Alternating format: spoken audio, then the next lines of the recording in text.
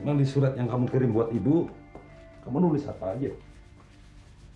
Bukannya saya minta maaf karena sudah lama tidak kirim surat. Terus saya bilang, saya sama kamu sehat-sehat saja. Lalu, apa lagi ya? Saya cerita banyak deh, Mas. Tapi ya itu, semua biasa-biasa saja. Kalau biasa-biasa saja, kenapa ibu pakai terima kasih segala? Kalau soal ibu bilang terima kasih, saya nggak peduli, Mas. Tapi lanjutannya itu, saya jadi punya pikiran jelek. Apa? Saya berpikir jangan-jangan ibu ingin pindah ke Jakarta karena sudah merasa...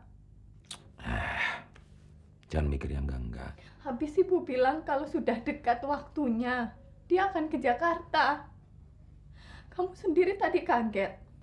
Gak biasanya ibu kirim kabar pakai telegram. Biasanya kan pakai surat dan ditulis lengkap. Sudah. Semuanya itu kan masih serba menduga-duga. Kalau kamu ingin kepastian, tulis surat lagi ke ibu. Tanya, sebenarnya maksud ibu apa?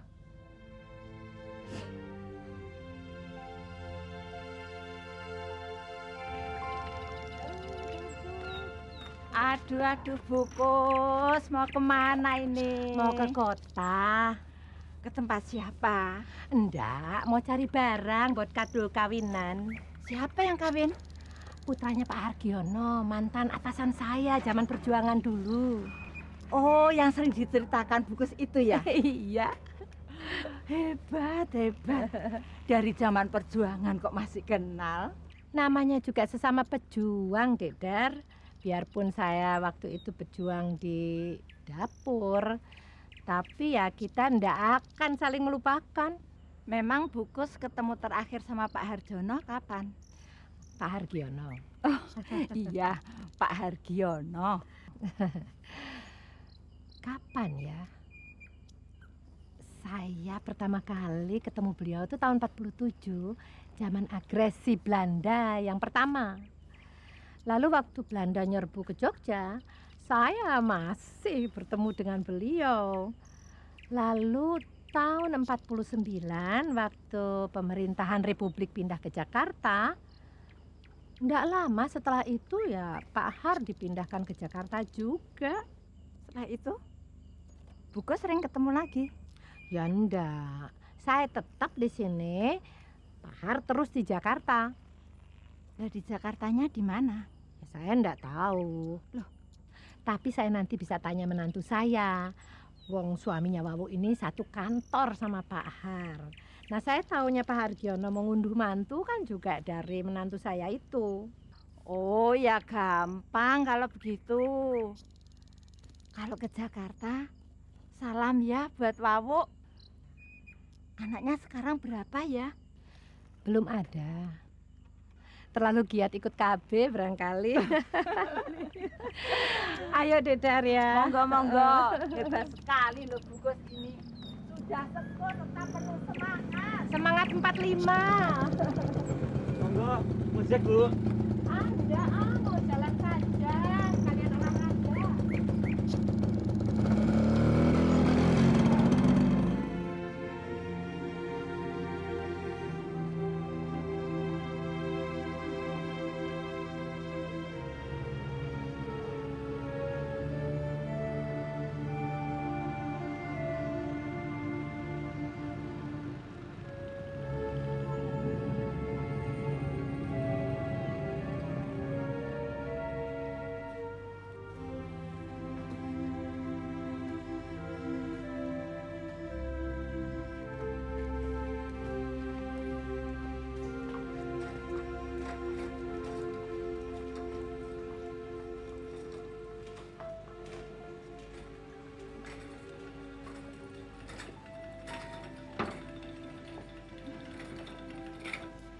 Dek,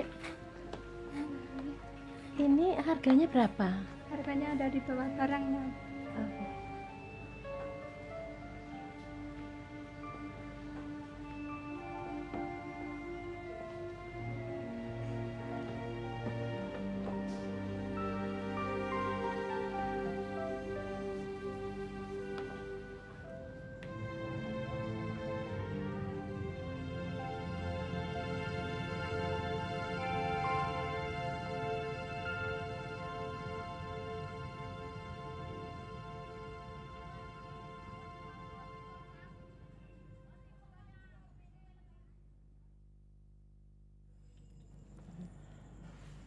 Lain kali, Ibu bilang saja mau dibelikan apa. Saya yang pergi, jangan Ibu sendiri. Ke kota lagi, kan capek, Bu. Kalau saya sudah tahu mau beli apa, ya bisa saya suruh kamu. Wong saya sendiri ndak tahu mau beli apa kok. Itu. Aduh. Kalau buat kado kawinan, biasanya kalau bukan barang pecah belah, ya peralatan rumah tangga, Bu. Ah, itu biasa. Semua orang juga kasih yang begitu. Saya tuh mau kasih kado yang istimewa. Dan yang penting, punya makna. Apa ya?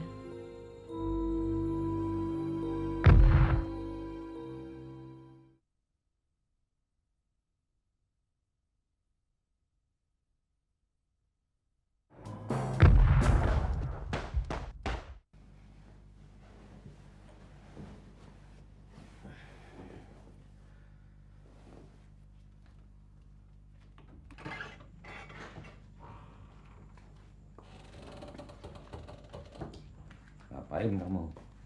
Lagi mikir, Mikir apa? kalau ibu benar-benar jadi datang ke sini, dia mau tidur di mana? Kenapa mesti dipikirin? Waktu dulu ibu datang sini tidur di mana? Ya di kamar. Tapi kan kamar itu sudah jadi gudang.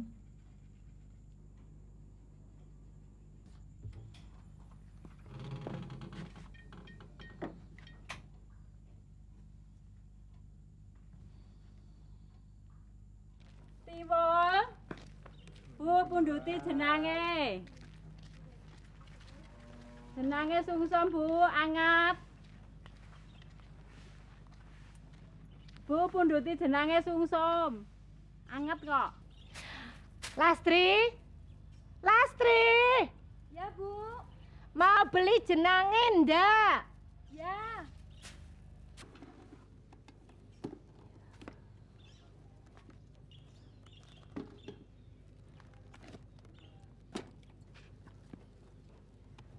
Tiwul apa jenang? Senang saja.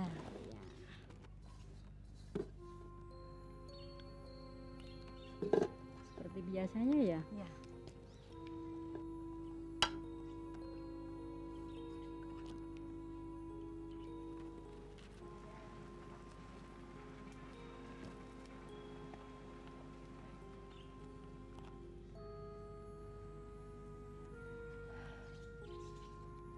Lastri, Ya, Bu. saya sudah menemukan kado yang istimewa buat putranya Pak Hargiono.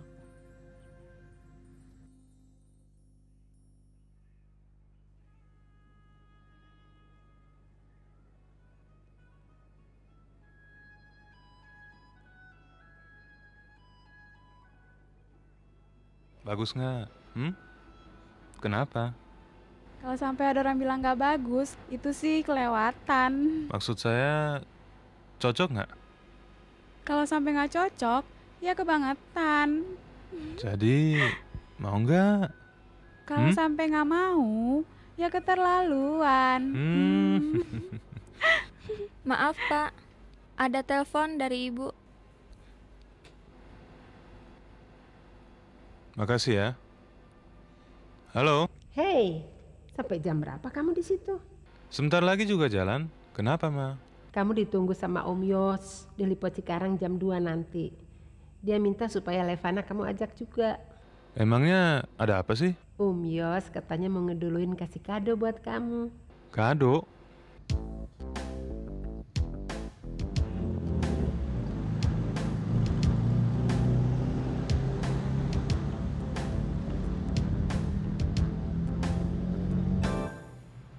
Halo, calon pengantin baru.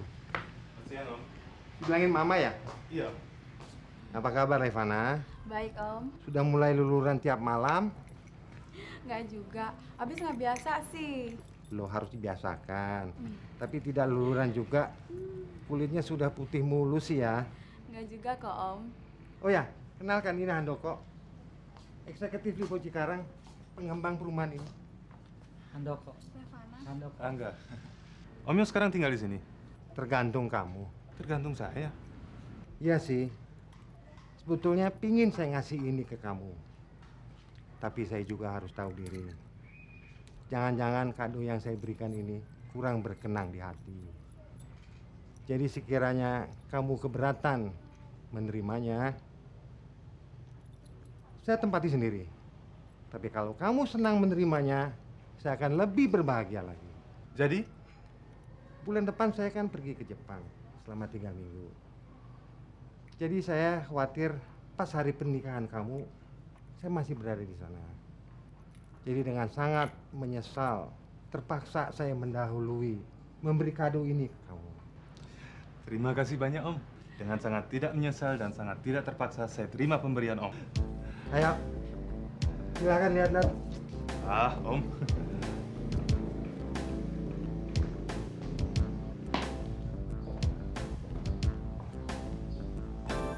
Ayo, gimana? Bagus, Om. Bagus.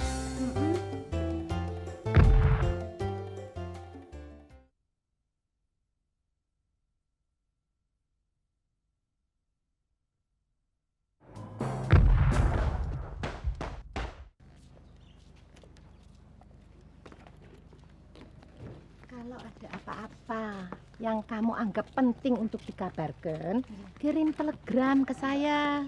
Kamu kan sudah tahu caranya. Nggih. Alamatnya di buku yang coklat tadi. Oh, nggih, Bu. Nanti begitu sampai di Jakarta, saya akan segera kirim kabar ke kamu. Oh, nggih. Kapan saya akan pulang. Mudah-mudahan nggak terlalu lama-lama. Bukus. Jadi ke Jakarta? Iya. Salam buat Dewawu ya, Bu. Ya, saya sampaikan. Nggak ada yang ketinggalan, Bu.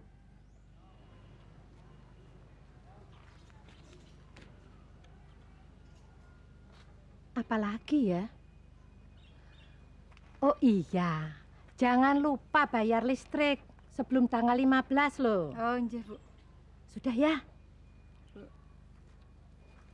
Hati-hati jaga rumah. Nggih. Bismillah.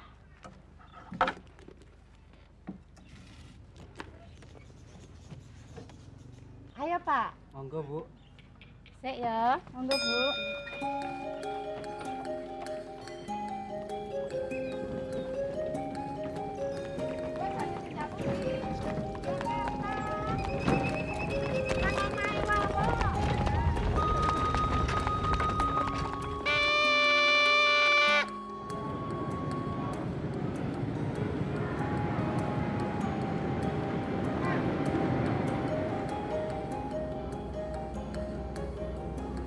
Biar saya tunggu sampai kereta berangkat, Bu.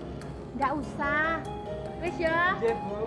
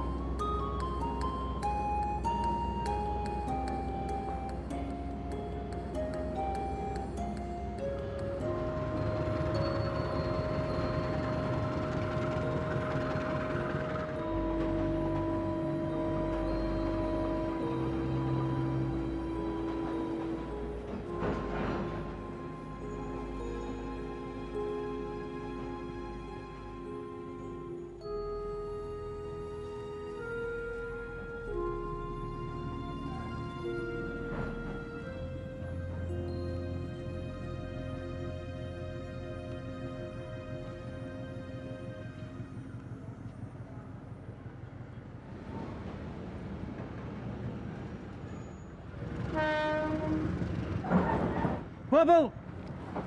Jangan naik dulu. Berangkatnya masih 2 jam lagi. Biar saya tunggu di dalam. Tapi langsungnya belum selesai, Bu. Lama-lama kan selesai juga. Iya, tapi lawang nomor tempat duduknya belum diatur kok. Ah, pokoknya punya karcis. Nih.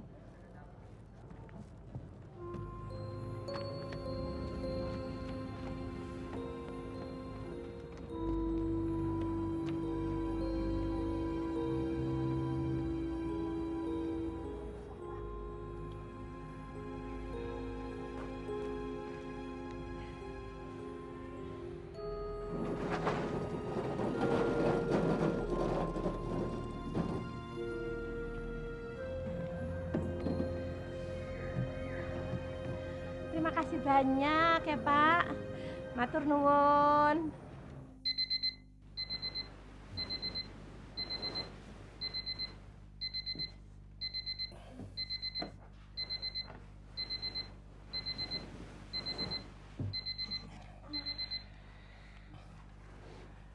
Kenapa sih minggu-minggu di setel juga? Bangun, Mas. Udah siang. Baru jam 5 kurang seperempat. Udah 6:30. Orang barusan saja wakernya bunyi. Iya. Tapi semalam saya rubah jadi jam 6:30. Katanya mau bongkar gudang pagi-pagi.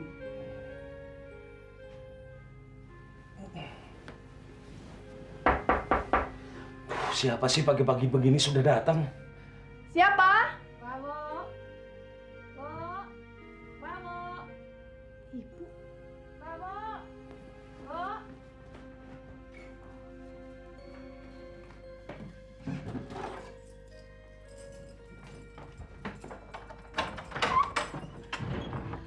Ya Tuhan, Ibu.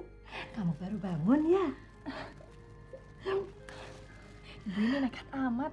Nekat bagaimana? Ya Ibu nggak bilang mau kesini. Kan di telegram Ibu sudah bilang mau datang. Tapi Ibu nggak bilang tanggal pastinya. Ah, sudah. Ini loh, ada 5 ribuan bilang. Buat taksi, Wo. Iya. Sebentar ya, Pak.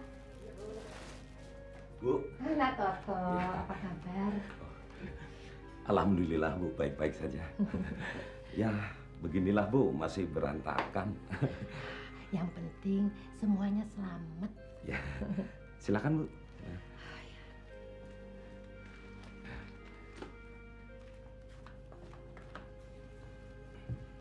Kalau Ibu bilang kapan mau datang, jam berapa, naik apa, kita kan bisa jemput. Ini taksinya tolong dibayarkan 5.000 saja. Memang semua berapa? 25 baru tak bayar 20. Tuh, 25 kan banyak, Bu. Ibu ndak mau merepotkan kalian. Serepot-repotnya kita, kalau Ibu mau dijemput, ya pasti diusahakan.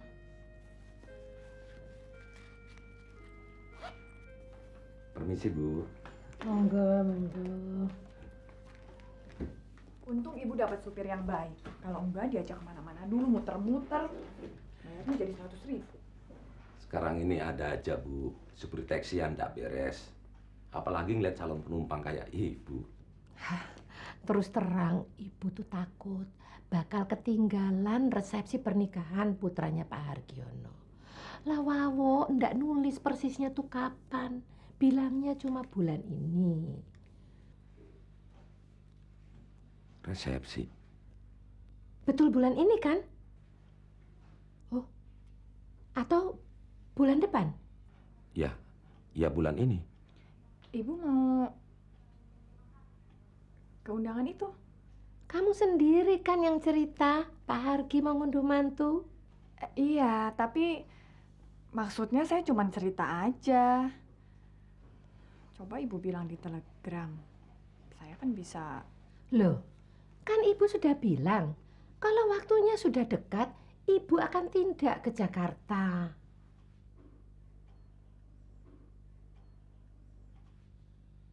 Kenapa?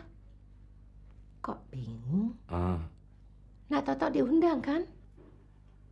Saya malah sebenarnya nggak tahu menau, Bu. Resepsinya di mana, tanggal berapa, dan jam berapa. Saya tahunya gitu-gitu aja dari teman-teman. Bukannya nak Toto sekantor sama Pak Hargi? Ya dibilang sekantor juga bisa, Bu. Saya karyawan biasa, sementara Pak Har presiden komisaris. Soal Pak Har itu mau menikahkan putranya, kita semua di kantor juga tahu, Bu. Cuma masalah detail acaranya, kita semua ndak ada yang tahu. Apalagi cipratan undangan. Tapi nak Toto bisa cari informasi kan? Akan saya usahakan, Bu. Tapi Bu, Apa lagi? Ibu kan nggak diundang. Kalau ndak bawa undangan, apa yang lalu diusir? Ya enggak, tapi biasanya ada pembagian tempat. Yang mana untuk orang VIP, yang mana untuk orang biasa. Wah, kayak nonton wayang orang saja. Pakai VIP-VIPan segala.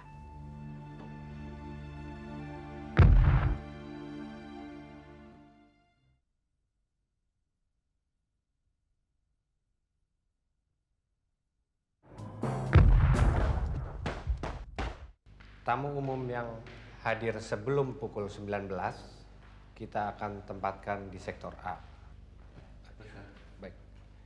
Kita harus segera mengetahui konfirmasi mengenai kehadiran Bapak Presiden.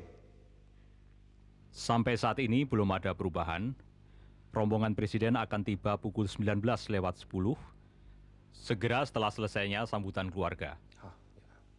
Sedangkan mengenai Bapak Hermawan, gara-gara kasus pergantian 5 bupati kemarin ini, beliau banyak menerima telepon gelap dan macam-macam ancaman, hingga untuk sementara pihak protokoler meminimalkan kunjungan keluar. Sampai kapan? Sampai aparat kita bisa membuktikan ancaman itu serius atau cuma main-main, Pak. Pembuktian itu makan waktu berapa lama? Seminggu? Sebulan? Atau setahun? Di Imaluddin. Ya, Pak. Berapa sebenarnya jumlah pasukan yang akan disiagakan? Baik di lingkungan luar maupun di lingkungan dalam? Daftarnya sudah kita buat, Pak. Baik jumlah personilnya maupun penempatannya. Baik. Nanti atau besok saya bicarakan sendiri dengan Menteri Hermawan.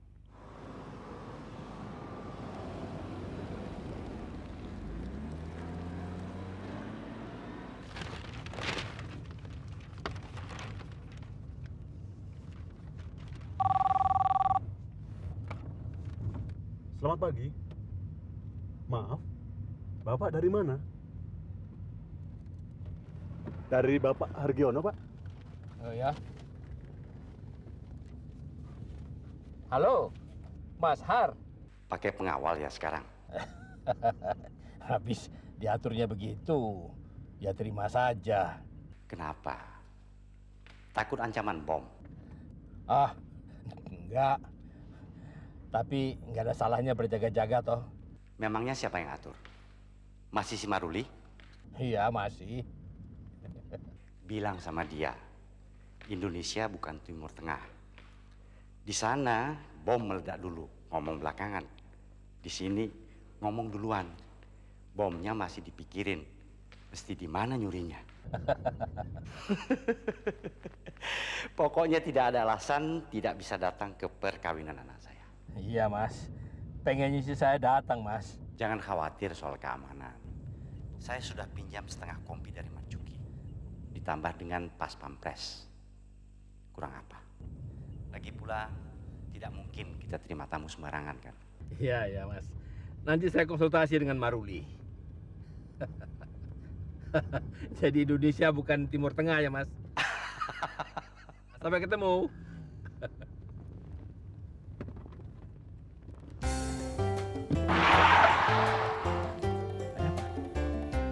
Ada apa? Maaf, Pak. Ada kucing mau nyebrang.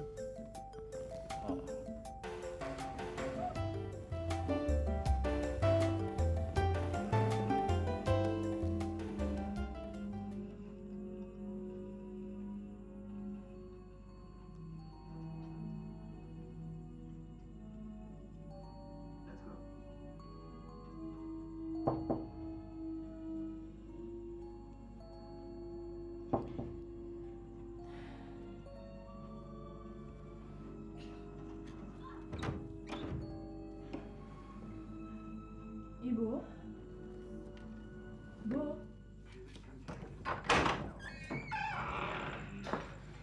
Jam berapa ini? Bu ketiduran ya? Jam 9. Memangnya kenapa, Bu? Kamu baru pulang jam 9.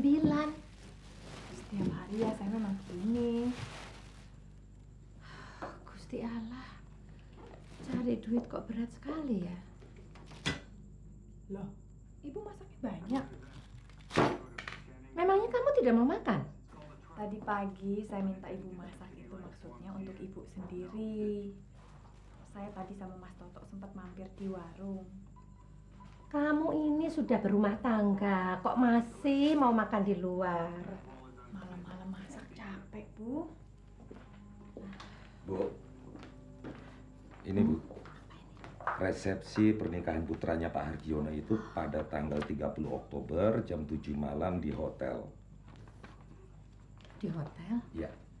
Ibu kira di rumahnya Pak Hargiono atau di gedung. Tapi di hotel itu ada ruang resepsinya, Bu. Memangnya kamu pernah ke sana? Ya belum, tapi katanya sih begitu. Nak Toto, Iya, Bu. itu tadi apa itu? Hotel? Heeh. Iya, Itu Nak Toto tahu tempatnya di mana? tahu, Bu. Oh, syukur ya.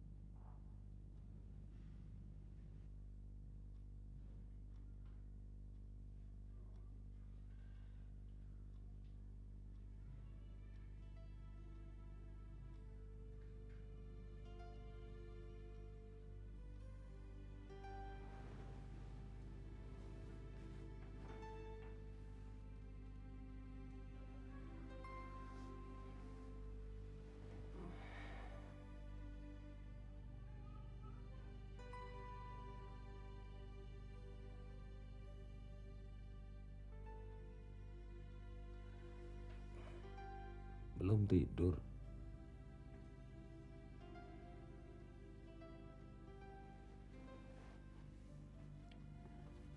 Mikir apa?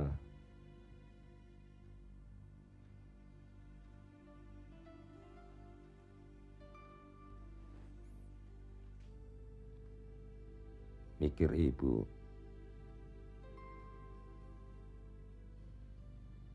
Besok gimana ya, Mas? Gimana apanya? Mas mau nganter Ibu. Ya kita sama-sama lah. Bertiga. Bukan itu maksud saya. Habis? Mas nggak mau ngomong apa-apa sama Ibu. Ngomong-ngomong apa? Umpama Ibu Mas itu seperti ibu saya sekarang. Yang tiba-tiba muncul terus mau menghadiri acara resepsi pernikahan anak pejabat atau apalah. Sementara kita tahu pejabat itu pasti lupa. Mas mau gimana? Nganterin aja gitu, tanpa komentar atau ngomong apa-apa. Mas pasti melarang kan? Ya tergantung. Tergantung apa?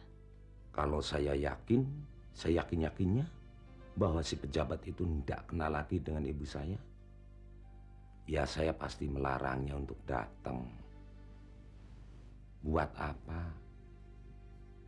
Tetapi masalahnya kan saya, mungkin juga kamu, sama-sama tidak tahu persis seberapa dekat hubungan Pak Hargiono dengan ibu kamu. Pak Hargiono pasti lupa lah sama orang-orang kayak ibu. Taunya? Mas jangan naif deh. Loh, siapa tahu kalau mereka berdua dulunya itu memang pernah akrab.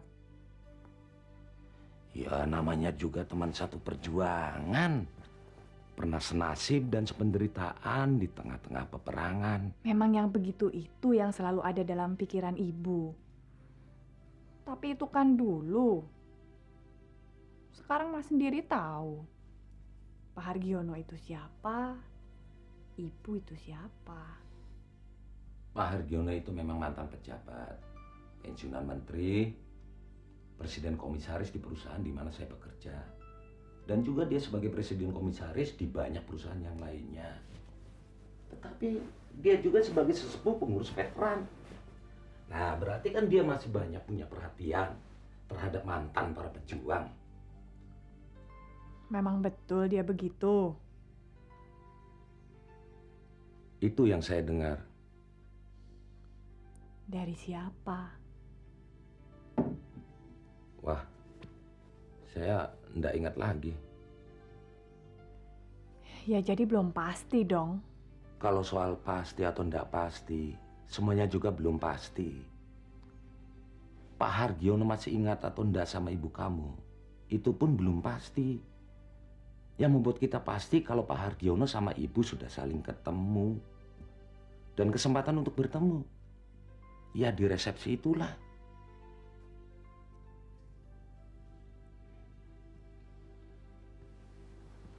Gak tahu lah.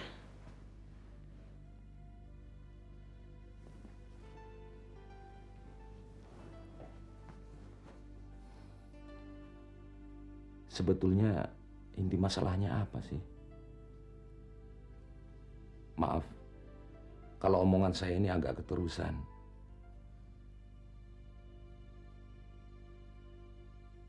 Kalau ibu kamu tinggal di Jakarta, hidupnya serba berkecukupan. Tinggal di Menteng atau di Pondok Indah. Apa memang betul kalau kamu ini masih mempersoalkan apakah Pak Hargiono itu masih ingat atau enggak sama ibu?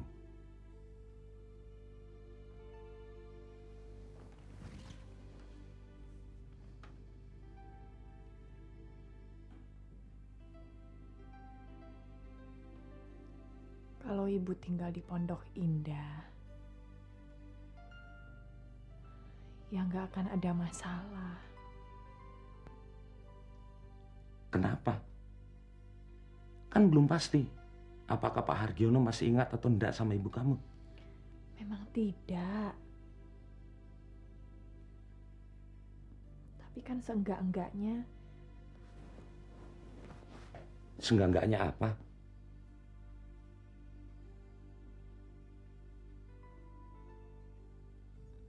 Saya tahu yang kamu pikirkan. Bukan persoalan apakah Pak Hargiono itu masih ingat atau enggak sama ibu kamu. Tapi soal ibu kamu sendiri.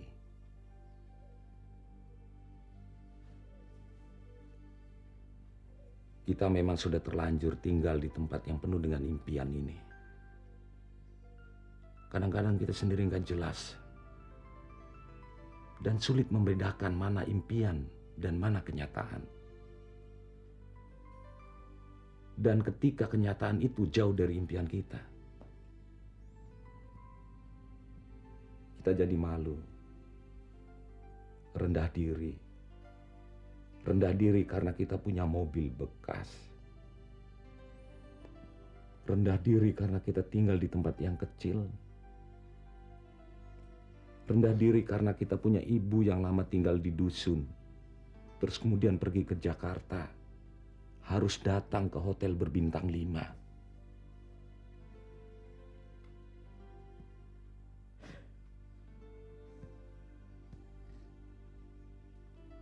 Rendah diri, datangnya bukan atas kehendak kita. Dan jangan terlalu lama kita pelihara. Harus kita lawan. Lama-lama nanti akan bisa berkembang menjadi pikiran-pikiran jahat.